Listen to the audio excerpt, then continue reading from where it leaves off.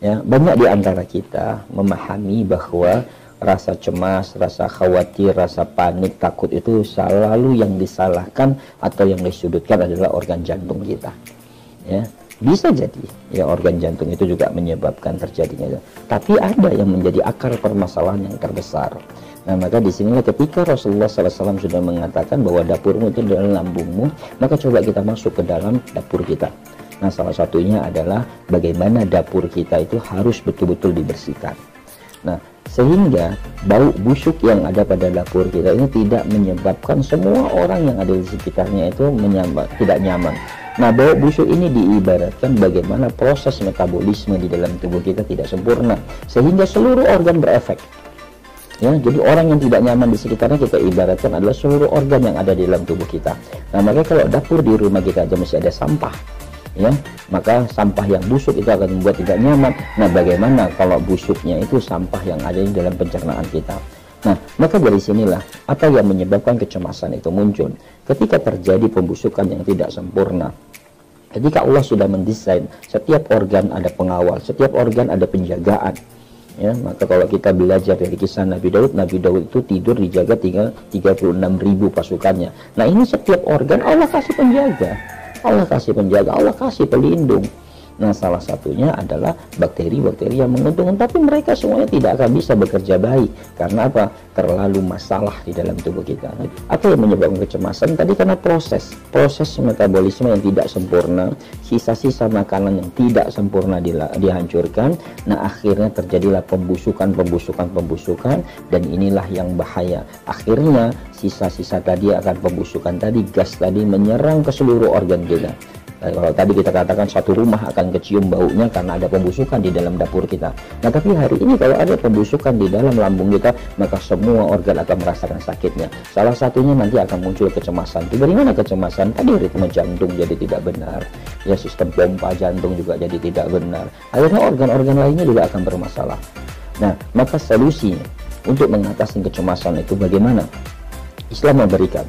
Yang pertama, ya, ketika organ itu yang terkena adalah salah satu adalah organ vital kita, adalah organ jantung kita, maka coba terapi dengan bagaimana kita bersyukur kepada Allah. Maka disitulah salah satu rahasia